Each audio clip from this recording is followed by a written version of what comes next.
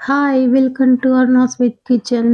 ఈరోజు అందరికీ ఎంతో ఇష్టమైన పల్లీ చిక్కీని చూపిస్తున్నాను. అచ్చం షాప్‌లో దొరికే మాదిరిగానే వస్తుంది. ఈజీగా ఇంట్లో ప్రిపేర్ చేసుకోవచ్చు. వీడియోను స్కిప్ చేయకుండా చివరి వరకు చూసేయండి. అప్పుడే మీరు కూడా పర్ఫెక్ట్‌గా ప్రిపేర్ చేసుకోగలుగుతారు. ఇందుకోసము ముందుగా ప్లేట్‌ని గానీ, చాపింగ్ బోర్డును కానీ లేదా బటర్ పేపర్ కానీ ఏది అవైలబుల్‌గా ఉంటే దానిపైన గీని రాసి రెడీగా పెట్టుకోవాలి. తర్వాత స్టవ్ పైన ప్యాన్‌ని పెట్టి 1 కప్పు పల్లీలను వేసి లో ఫ్లేమ్ మీద మాత్రమే వేయించుకోవాలి. అప్పుడే అవి లోపలి వరకు బాగా వేగుతాయి. వేగిన పల్లీలని ఒక ప్లేట్లోకి తీసి చల్లారనివ్వాలి. పల్లీలు కాస్త చల్లారిన తర్వాత చేత్తో నలుపుతూ ఉన్నామంటే పొట్టనేది ఈజీగా ఊడిపోతుంది.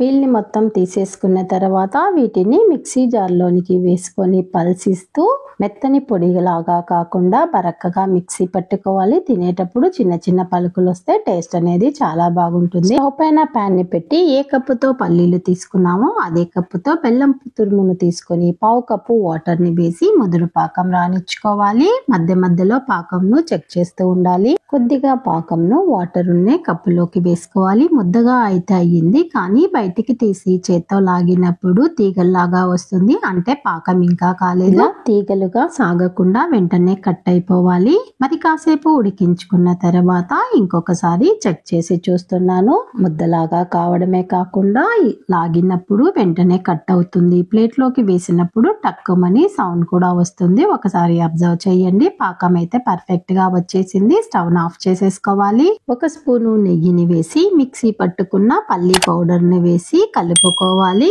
వీడియోను చివరి వరకు చూసిన తర్వాత నేను చేసిన పల్లీ రెసిపీ మీకు నచ్చినట్లయితే లైక్ చేసి షేర్ చేయడం మర్చిపోవద్దు. కలుపుకున్న తర్వాత నెయ్యి రాసుకొని రెడీగా ఉంచుకున్న చాపింగ్ బోర్డు పై వేసుకొని స్పూన్ కి నెయ్యిని అప్లై చేసి ఈవెన్ గా స్ప్రెడ్ చేసుకోవాలి. మరీ పలుచగా కాకుండా మరీ మందంగా కాకుండా స్ప్రెడ్ చేసుకోవాలి. ఎంత మందంలో స్ప్రెడ్ చేసుకోవాలి అనేది వీడియోలో చూపిస్తున్నాను, చూడండి. 5 నిమిషాల తర్వాత చాకుతో మనకి ఏ షేప్ లో కావాలి, ఏ సైజ్ లో కావాలో ఆ సైజ్ లో ఘాట్లను పెట్టేసుకోవాలి. పూర్తి చల్లారిన తర్వాత కట్ చేయడానికి అయితే పీసెస్ అనేవి సరిగా కట్ కావు. ఘాటును పెట్టి వదిలేయాలి. పూర్తిగా చల్లారిన తర్వాత పీసెస్ అనేవి ఈజీగా కట్ అయి వచ్చేస్తాయి. వీడియోలో కూడా చూపిస్తున్నాను, చూడండి. షాప్ లో దొరికే పల్లీ చిక్కీ ఏ విధంగా ఉంటుందో ఇంట్లో కూడా అదే విధంగా వస్తుంది. అయితే పాకు దగ్గర మాత్రం కాస్త జాగ్రత్త వహిస్తే చాలు.